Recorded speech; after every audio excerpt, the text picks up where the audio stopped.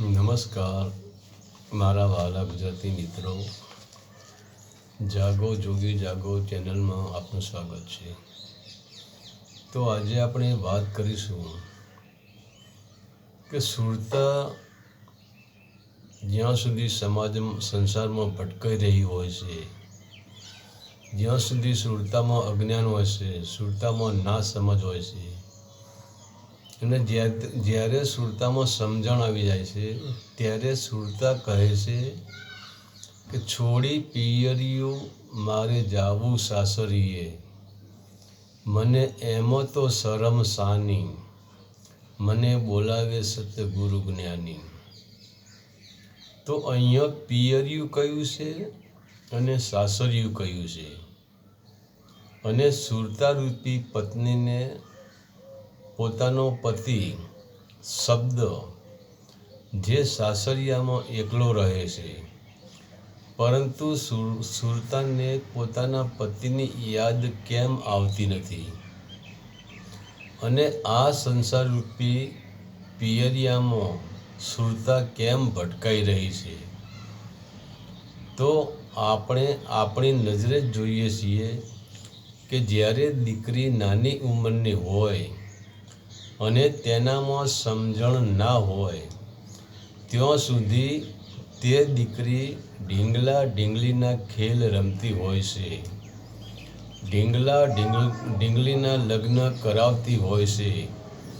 પરંતુ એ જ દીકરી જેમ જેમ મોટી થતી જાય છે, જેમ જેમ તેને સમજણ આવતી જાય છે, ત્યારે તેને એટલી ખબર પડે છે કે અત્યાર સુધી હું ઢીંગલા ઢીંગલીના ખેલ રમતી હતી તે ખોટું હતું. ત્યારે તેના હૃદયમાં પિયુની ઝંખના જાગે છે, પિયુને મળવાની તાલાવેલી જાગે છે, અને એના હૃદયમાં પિયુ મિલનની લહેરો ઉઠે છે કે ક્યારે મારો સંબંધ થાય અને ક્યારે મારો પિયુ વરરાજા બનીને મારી પાસે આવીને મારો હાથ ઝાલે, અને ક્યારે મને એના દેશમાં લઈ જાય, ક્યારે હું પિયુ સંગ રમું.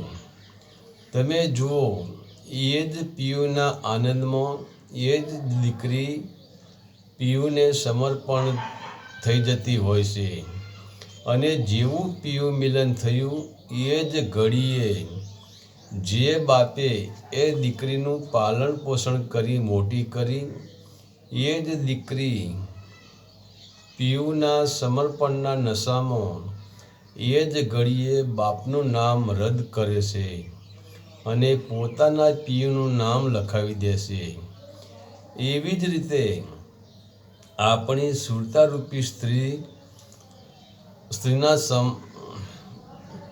સમજના કારણે વિષય, વાસના, મોહ, લોભ, અહંકાર રૂપી ઢીંગલા ઢીંગલી સાથે રમતી હોય છે, અને આ સંસાર રૂપી પિયરિયામાં ફરતી હોય છે, કેમ કે તે સુરતાને હજુ સુધી સાચા ખોટાની સમજણ નથી. એટલે જ સંસારને પોતાનું પિયરિયું માને છે અને વિષય વાસનાને પોતાનો પરિવાર માને છે. પરંતુ જેમ દીકરીને સમજણ આવતો ઢીંગલા ઢીંગલીના ખેલ છોડી દેશે અને સાચા પિયુની યાદ આવે છે, તેમ સુરતારૂપી સ્ત્રીને કોઈ સાચા સંત, સાચા સતગુરુ તેને ઝકઝોળે છે અને તેને બેહોશીમાંથી કે અણસમજણમાંથી જાગૃત કરે છે કે હે બેટા, તું જે આ સંસારની વિષય, વાસના, મોહ, લોભ કે અહંકાર સાથે ખેલી રહી છે તે ખોટું છે, અને તારા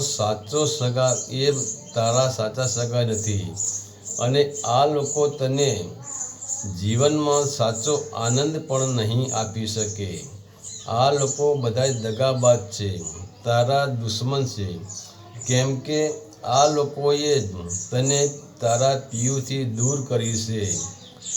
આમને જ તારે બેહોશીમાં તને નાખી છે, અને તારા પિયુનું વિસ્મરણ, આ વિષય, વાસનાઓ, કામ, ક્રોધ, મદ, મોહ, લોભ, આ વાસનાઓએ તારા પિયુનું તને વિસ્મરણ કરાવી દીધું છે. તો આ સંસાર છે એ તારું પિયર્યું છે, અને તારો પતિ પરમેશ્વર તો તારા સાસરિયામાં બેઠો છે. અને જેમ જેમ સુરતાની બેહોશી તૂટે છે, તેમ તેમ સુરતા હોશમાં આવે છે. ત્યારે જ તેનામાં સમજણ આવે છે, અને સમજણ આવતો જ ખોટું છૂટી જાય છે, અને એના અંદર પિયુની યાદ આવી જાય છે. અને ત્યારે જ સુરતા પિયુ મિલન માટે દીવાની થાય છે. અને ત્યારે જ સુરતા કહે છે કે મારે હવે આ સંસારરૂપી પિયરિયામાં રહેવું નથી, કેમ કે અહીંયા મને અખંડ આનંદ આપનાર કોઈ નથી, અને મને અખંડ આનંદ આપનાર મારો પિયુ તો મારા સાસરિયામાં બેઠો છે. ત્યારે જ સુરતાને શબ્દની એટલે કે પરમાત્માની યાદ આવે છે, પોતાના ઘરની એટલે કે નિજ ઘરની યાદ આવે છે. અને વાત પણ સાચી છે, જ્યાં સુધી આપણી સુરતા સંસારમાં રમી રહી હોય, એટલે માનો કે આપણી સુરતામાં સમજણ જ ના હોય, ત્યાં સુધી એને પરમાત્માની યાદ આવતી નથી. એને સંસાર જ સત્ય લાગે છે. પરંતુ કોઈ સાચા સતગુરુ મળી જાય ને એને સમજાવે કે જો તું આ જ્યાં રમી રહી છે, આ બધું સત્ય નથી. આ લોકોના હિસાબે જ તારે તારા પરમાત્માથી, તારા પિયુથી દૂર થવું પડ્યું છે. આ લોકો જ તારા દુશ્મન છે, આમને તને ફસાવી છે. જો કોઈ સંત આવી સુરતાને ઝકઝોળે અને સુરતા જાગૃત થઈ જાય, તો જ પછી એને પોતાના પિયુની યાદ આવે છે, એટલે કે શબ્દની યાદ આવે છે. અને એ સુરતા શબ્દને મળવા પછી આતુર થઈ જાય છે. પછી જ એને સંસારરૂપી પિયરિયું મિથ્યા લાગે છે. અને જ્યાં સુધી આપણે જોઈએ છે કે આપણી દીકરીને જ્યાં સુધી એને એમ નથી લાગતું કે ભાઈ મારે પિયુની જરૂર છે, પણ જ્યારે એની ઉંમર થઈ જાય છે, જ્યારે એને સમજણ આવે છે, અને ત્યારે તમે જો એ લગ્ન માટે એ દીકરી આતુર થતી હોય છે. ધીરે ધીરે પછી શું એના લગ્ન થઈ જાય એટલે પછી એને પિયરમાં આવવું જ ન ગમે. ઠીક આવે ખરી, પણ ત્યાંથી સાસરીમાંથી પિયરમાં આવતી હોય છે. પણ આપણે જોઈએ કે આપણી દીકરી સાસરીમાંથી પિયર આવતી હોય છે, પણ એની દૃષ્ટિ ક્યાં હોય છે? એને સાસરીમાં એના પતિ ઉપર જ એની દૃષ્ટિ હોય છે. તો જ્યારે સુરતાને સમજણ આવે છે, ત્યારે જ એની દૃષ્ટિ પિયુ ઉપર પડે છે. હરિ ઓમ તત્સત. આદેશના પ્રણામ.